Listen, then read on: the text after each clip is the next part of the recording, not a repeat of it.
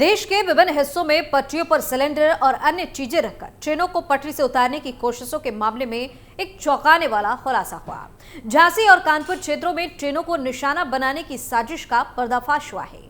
कहा जा रहा है कि साजिश के पीछे एनआईए और एटीएस को मदरसा कनेक्शन के भी सुराग मिले हैं, जिसने सबको चौंका कर रख दिया है। नमस्कार, कैपिटल टीवी उत्तर प्रदेश देख रहे हैं और मैं हूं आपके साथ दिव्या सिंह। इस खास प्रोग्राम पर्दाफाश में आपका स्वागत है। पर्दाफाश में बात होगी मदरसों में रची जा रही बड़ी साजिश की और जांच एजेंसी के कई बड़े खुलासे की। सीएम योगी के एक्शन से मचा हड़कंप, ट्रेनों को पटरी से उतारने की साजिश बेनकाब, मदरसों में दी जा रही घिनौनी तालीम, एनआईए और एटीएस की जांच में पर्दाफाश। ट्रेन को पटरी से उतारने की बहुत सी साजिशों की खबरें सामने आने के बीच एक नया खुलासा हुआ।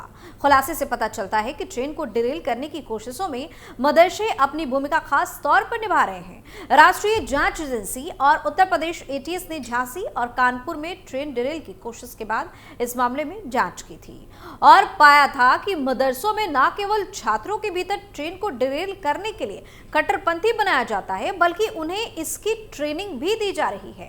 ये ट्रेनिंग ऑनलाइन मोड में दी जाती है। जांच टीम ने ऐसे तमाम वीडियोस पाए हैं जिसमें इस्लामिक कट्टरपंथी युवाओं को भड़काते हुए दिख रहे हैं और उन्हें ये भी बता रहे हैं कि ये काम कैसे किया जाता है।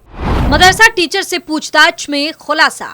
एक मुफ्ती खालिद नदवी नाम के मदरसा टीचर से इसी मामले में पूछताछ भी हुई। जांच टीम ने नदवी के घर छापा मारा और कई घंटे उससे सवाल भी पूछे गए, लेकिन जब उसे हिरासत में लिया गया वैसे ही वहां मुस्लिम भीड़ आई और उन्होंने नदवी को छुड़ाने की कोशिश की। इस भीड़ में तमाम महिलाएं थी जो मस्जिद से ऐलान के बाद वहां पर इकट्ठा हो गई। हालांकि बाद में पुलिस बल ने मामले को संभालते हुए नदवी को हिरासत में लिया और साइबर सेल थाने में ले जाकर उससे कड़ी पूछताछ भी की गई। इस दौरान नदवी का लैपटॉप, मोबाइल फोन और अन्य आइटम भी सीज कर लिए गए। वहीं बाद में 100 लोगों के खिलाफ केस दर्ज किया जो हिरासत के दौरान मौलवी को छुड़ाने आए थे। जांच टीम पर हमला करने वालों की पहचान करने और उन्हें पकड़ने के लिए छापेमारी भी की जा रही है। अधिकारियों को संदेह है कि इन वस्तुओं में आतंकवादी गतिविधियों और विदेशी फंडिंग से जुड़े महत्वपूर्ण सबूत भी हो सकते हैं। शुरुआती दौर की पूछताछ के बाद नदवी को रिहा कर दिया गया, लेकिन वह अभी भी चल रही जांच में दिलचस्पी का विषय बना हुआ है।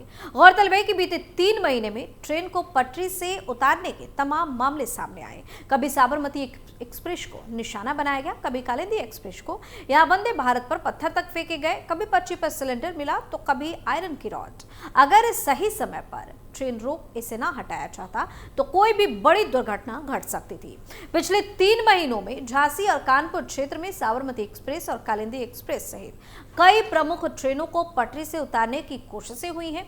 कुछ मामलों में सतर्क रेलवे कर्मचारियों या सतर्क स्थानीय लोगों ने पटरियों से खतरनाक वस्तु की पहचान की और उन्हें हटाया, जिससे संभावित त्रासदियों को रोका जा सके। वंदे भारत एक्सप्रेस भी निशाना बनी, जिस पर उसी क्षेत्र में पत्थरबाजी की घटनाएं हुई। गौर करने वाली बात यह है कि मदरसे से जुड़ी ऐसी खबर सामने आती है जो हैरान कर देती है।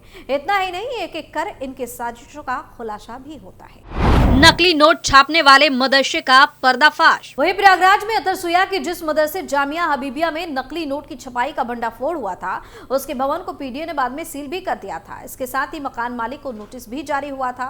नोटिस का संतोषजनक जवाब नहीं मिलने पर भवन के ध्वस्तीकरण की बात भी कही गई थी।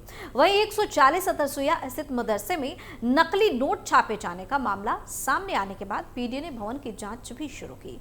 मदरसे के भवन का नक्शा नहीं बना। इसके बाद विशेष कार्याधिकारी संजीव कुमार उपाध्याय के नेतृत्व में पीडीए की टीम अतरसुया पहुंची और भवन को सील कर दिया। मदरसे का भवन 300 वर्ग मीटर में बना है। इसमें 110 कमरे हैं। 70 बच्चे इसमें तालीम ले रहे थे। इन्हीं कमरों में मदरसा संचालित हो रहा था। मदरसे में नकली नोट छापने की सूचना पर डीसीपी सिटी दीपक बुकर 28 अगस्त को छापेमारी किए। छापेमारी में 100 रुपए के नकली नोट छापने के साथ 3 लोग मशीन के साथ गिरफ्तार हुए। मौके से 1,30,000 नकली नोट भी मिले। कार्यवाहक प्रिंसिपल भी नकली नोट छापने में संलिप्त पाया गया। इस मामले में गतिविधियों और अंतर्राष्ट्रीय लिंक की भी जांच की जाने लगी।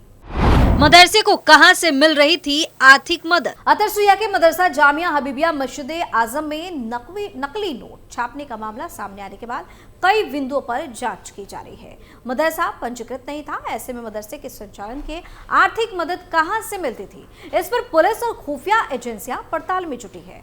मदरसे के बैंक खाते के साथ ही इससे जुड़े हुए लोगों के बैंक खातों को कंगाला जा रहा है। मदरसे को चंदा देने वालों के बारे में भी जानकारी जुटाई जा रही है। बताया गया कि मदरसे में लगभग 76 बच्चे तालीम ले रहे थे जो यही रहते थे। मदरसा रजिस्टर न होने की वजह से इसे कोई सरकारी मदद नहीं मिलती थी। पुलिस का आकलन है कि मदरसा संचालन पर हर माह लगभग 4 लाख रुपए खर्च हो रहा होगा। आखिर ये पैसा कहां से इन्हें मिल रहा है? पकड़े गए आरोपियों और मदरसा प्रबंधक से पूछताछ में पता चला कि मदरसा लोगों की मदद यानी चंदे से संचालित होता है। ऐसे में ये बात पुलिस को हजम नहीं हो रही। ऐसे में पुलिस और खुफिया एजेंसियां ये पता लगा रही हैं कि मदरसे को कहां से और कितना चंदा मिल रहा था।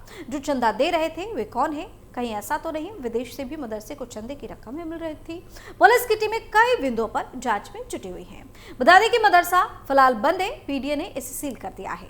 पुलिस के मुताबिक मदरसे में पढ़ने वाले बच्चों को उनके घर वापस भेज दिया गया। मदरसे में दी जा रही थी नफरती तालीम। इस मदरसे में नकली भारतीय नोटों की परफेक्ट कॉपी छापी जाती थी। संगम नगरी के अतरसुया इलाके में जामिया हबीबिया नाम के इस मदरसे को लेकर और भी कई बड़े खुलासे हुए। यह मदरसा केवल नकली नोट ही तैयार नहीं कर रहा था, बल्कि इस मदरसे में नफरती नागरिक भी तैयार हो रहे थे। इस मदरसे के बच्चों में सांप्रदायिक हिंसा के बीज बोए जा रहे थे। इस मदरसे में यह बताया जा रहा था कि आरएसएस एक आतंकी संगठन है। इसके लिए उनके लोगों को टारगेट कैसे करना है। इस मदरसे में कुछ ऐसे भड़काऊ साहित्य भी मिले जिसके जरिए यहाँ के बच्चों का ब्रेन वॉश किया जा रहा था ताकि वो आगे चलकर आतंक का मोहरा बन सके। मदरसे का मौलाना मोहम्मद तफसीरुल मदरसे के बच्चों को बताता था कि आरएसएस के लोगों पर अटैक कैसे करना है।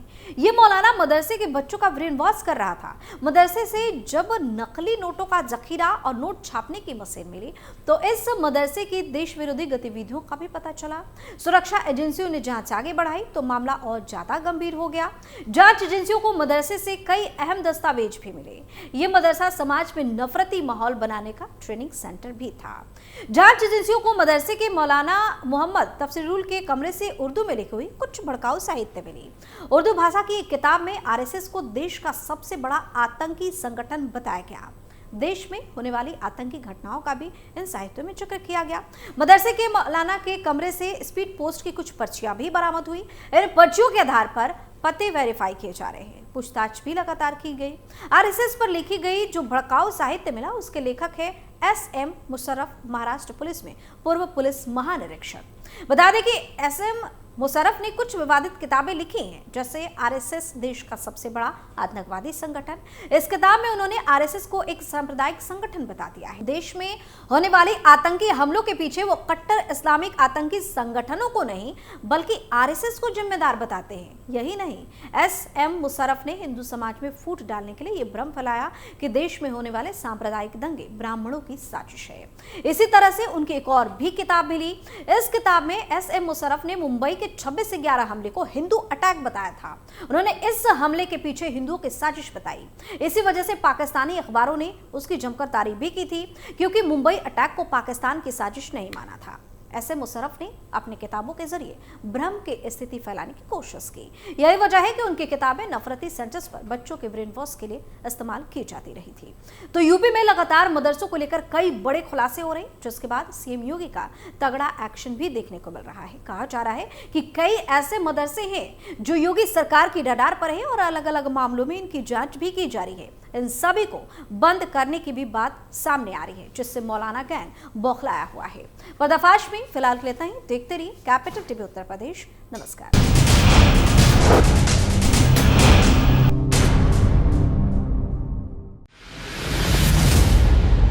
मैं राजनीति करता नहीं, पर राजनीति को बहुत गहरे तक समझता हूं। मैं लोगों के बीच रहता हूं, लोगों के मन को अच्छे से जानता हूं।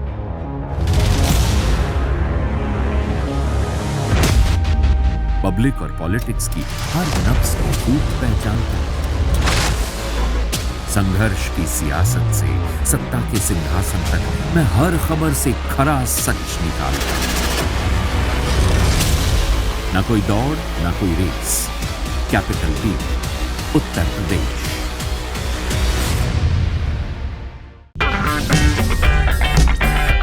अगर आपको हमारा वीडियो पसंद आया हो तो इसे लाइक करें, हमारे चैनल को सब्सक्राइब करें और हाँ, बेल आइकन दबाना ना भूलें ताकि आप तक हमारे वीडियो की नोटिफिकेशन पहुंचती रहे। आप अपना सुझाव हमें कमेंट बॉक्स में दे सकते हैं। हमारे साथ जुड़ने के लिए शुक्रिया।